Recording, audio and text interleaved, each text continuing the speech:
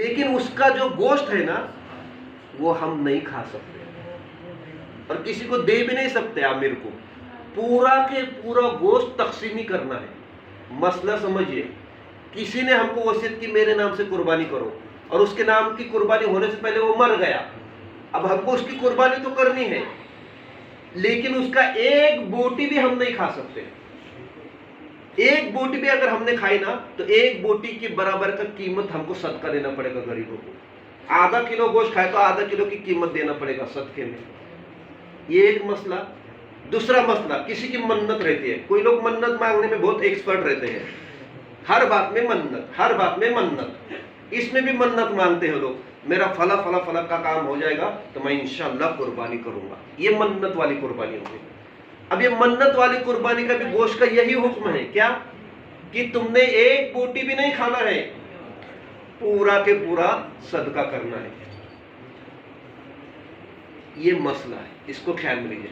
ہاں, اگر ہمارے باپ دادا پردادا پہلے ہی انتقال ہو گئے تھے, انہوں نے کوئی منت نہیں مانگی تھی یا کوئی وصیت نہیں کی تھی, ہم خوشی سے اگر ان کے نام سے قربانی کرنا چاہیں, ہمارے والدین مرحوم کے نام سے, تو اس کے مسئلے میں یہ ٹھیک ہے کہ ہم 3 حصے کریں, خود بھی کھائیں, فقیروں کو بھی دیں, غریبوں کو بھی دیں, محتاج کو دیں, وہ چل جائے گا. تو یہ مسئلہ خیال میں رکھیں. دوسرا, دمبا. قربانی کا اور ایک مسئلہ ہے کہ بہت سے لوگ یہ سوچتے ہیں کہ 4,000 کا حصہ لینے سے یا 15,000 کا بوکٹ لینے سے, قربانی کرنے سے کیا فائدہ, اس سے بہتر کہ ہم یہ رقم غریبوں کو دیتے ہیں. تو یہ چلنے والا نہیں. قربانی کے 3 دنوں میں قربانی ہی کرنا ضروری ہے. اس کو اس دوسرے عمل کے ذریعے سے اس کو رد ہم نہیں کر سکتے, اور کیا تو ہمارے اوپر قربانی کا بوجھ نہیں اترا, یعنی ہمارے اوپر قربانی کا گناہ لازمی رہا. تو قربانی کے دنوں میں قربانی ہی کرنا پڑے گی. اب یہ 3 دنوں میں اللہ کو قربانی اتنی پسند ہے کہ اگر کوئی 10,000 کا بکرا ذبح کرے تو وہ اللہ کو پسند ہے یہ 3 دنوں میں.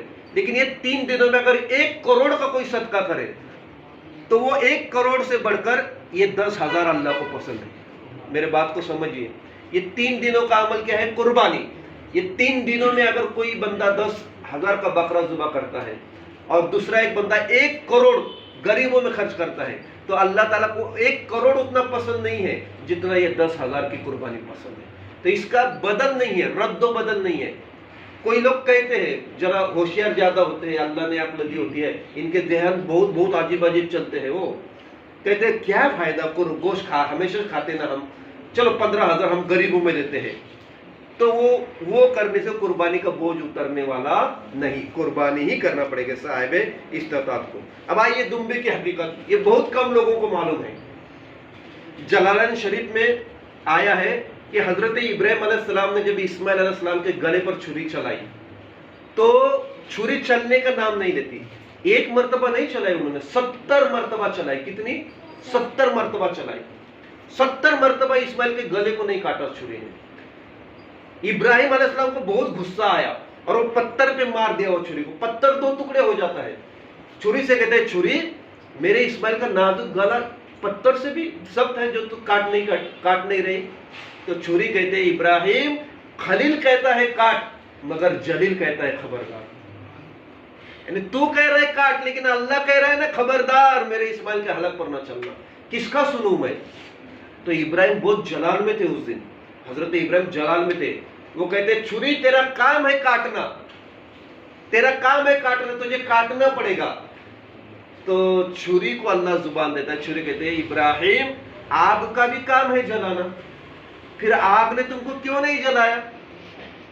آگ کا بھی کام ہے نا جلانا. پھر آگ نے, نمرود نے جب ڈالا آپ کو آگ میں, تو آپ کو کیوں نہیں جلایا؟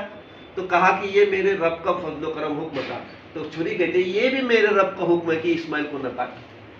لیکن ابراہیم جوش میں تھے, حضرت ابراہیم جوش میں تھے. اللہ نے کہا, جاؤ جبرائیل, وہ جنت کا دمبا لے آؤ. دمبے کو بھی نام ہے, زریر نام ہے وہ دمبے کا. کیا نام ہے؟ زریر. جو نام اسماعیل علیہ السلام کے جگہ پر جو دمبا سمجھتے نا, مینڈے کو کہتے ہیں, بولائی. ہاں, تو وہ دمبا آیا جنت سے حضرت جبرائیل نے, اس کا نام ہے زریر. اور وہ 2 مرتبہ ذبح کیا گیا. معلوم ہے آپ کو, اس کی قربانی 2 مرتبہ ہوئی ہے. سب سے پہلے آدم علیہ السلام کے بیٹے حابیل نے اس کی قربانی دی ہے، وہ جنت کے دمبے کی. پھر وہ جنت کا دمبا جو ہے جنت میں چرنے لگا، اچھا موٹا تازہ توانا ہوا. پھر جبرائیل علیہ السلام کے ذریعے سے وہی دمبا حضرت اسماعیل کے جگہ آیا اور حضرت ابراہیم نے اسے ذبح کیا. اب سوال یہ پیدا ہوتا ہے کہ حضرت ابراہیم نے اس کے ذبح کیا تو اس کے گوشت کا کیا کیا؟ تو وہ گوشت بانٹا نہیں گیا. حضرت ابراہیم نے وہ گوشت کو بانٹا نہیں غریبوں میں، بلکہ وہ گوشت کو پرندوں کو کھلایا. کس کو کھلایا؟ پرندوں کو. پرندوں کو کیوں کھلایا؟ یہ بھی تو سوال پیدا ہوتا ہے. غریبوں کو کھلانے کا چھوڑ کے پرندوں کو کیوں کھلایا؟ تو وہ جنتی دمبا تھا، اور اس جنتی دمبے پر اللہ نے اس کے بدن پر آگ کو حرام کر رکھا تھا. سمجھیے میرے بات کو. آگ کی طاقت نہیں کہ اس کو جلا سکے. تو اگر وہ گوشت بانٹتے تو ہم کتنا بھی ہنڈی میں رکھتے جس کو ملا وہ، تو گوشت پکتا نہیں. حرام کیا تھا اللہ نے آگ کو وہ دمبے کے بدن پر، گوشت پر. اس لیے حضرت ابراہیم نے اسے بانٹا نہیں بلکہ پرندوں کو کھلایا. تو یہ وہ دمبے کی حقیقت ہے. یہ ایک دمبا ایسے کہ 2 مرتبہ اللہ کی راہ میں قربان کر دیا گیا، یعنی ذبح کر دیا گیا. زریر اس کا نام. یہ قربانی کی حقیقت. آئیے آپ ایک چھوٹا مسئلہ بتا کر ختم کر دوں. کل ہے 9 تاریخ اردو ہے نا، پرسوں ہے عید. تو ایک واجب عمل ہے کہ کل صبح کی نماز سے لے کر 13 تاریخ کے عصر تک ہمیں تکبیر تشریق پڑھنا ہوتی ہے ہر فرض نماز کے بعد. کیا ہے وہ؟ اللہ اکبر اللہ اکبر لا الہ الا اللہ واللہ اکبر اللہ اکبر وللہ الحمد. لیکن اس میں کیا ہے؟ بر کو کھینچنا نہیں ہے، گناہ ہے. یعنی اس کا معنی فاضل ہے اللہ اکبر اللہ اکبر. اب سور تال میں پڑھتے بہت سے لوگ بر کھینچتے ہیں، تو یہ کھینچنا گناہ ہے اور معنی چینج ہوتا ہے. اس کو کھینچنا نہیں ہے. اب یہ فرض نماز اگر ہم جماعت سے پڑھتے ہیں تو سب کے اوپر کم سے کم 1 مرتبہ پڑھنا واجب ہو جاتا ہے اور 3 مرتبہ پڑھنا مستحب ہے. اب جس کی چند رکعتیں چھٹی اور ہماری تکبیر تو پڑھ کر ہو گئی، وہ کیا کرے؟ پھر وہ سلام پھیرے گا تو وہ بھی پڑھے کم سے کم 1 مرتبہ. اس پر بھی واجب ہے. ٹھیک ہے. اب یہ جماعت کا مسئلہ سمجھ میں آیا فرض نماز کے بعد. اب جو عورتیں ہمارے گھر میں نماز پڑھتی ہیں ان کا کیا؟ تو ان پر واجب نہیں ہے.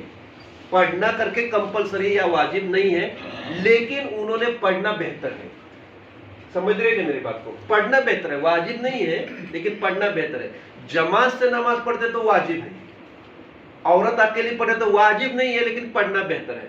ابھی ہمارے میں سے کوئی مسلمان لیٹ آ گیا، جماعت چلے گئی، وہ کیا کرے فرض پڑھنے کے بعد؟ اس کے اوپر بھی واجب نہیں ہے لیکن پڑھنا بہتر ہے. کل صبح فجر کی نماز سے لے کر 13 کے عصر تک یہ تکبیر تشریق پڑھنا ہے. اس کو جان بوجھ کر چھوڑنا گناہ ہے، کبیرہ ہے. ہاں پڑھنا ہے، بہتر ہے پڑھنا. نہیں پڑھا تو گناہ گار نہیں ہوگا. واجب نہیں ہے اکیلے پر. جماعت کے ساتھ جو ہوتی ہے نا اس پر واجب ہے، اکیلے پر واجب نہیں ہے لیکن پڑھنا چاہیے، بہتر ہے پڑھنا. اپنے عورتوں کو بھی سمجھائیے کہ ہر فرض نماز کے بعد اس کو پڑھنا ہے. تو یہ تکبیر تشریق کہتے ہیں اس کو. تو یہ چند مسائل ہے، اس پر اللہ تعالی ہم سب کو عمل کرنے کی توفیق عطا فرمائے. سبحان ربک رب العزت عما یصفون وسلام علی المرسلین والحمد للہ رب العالمین.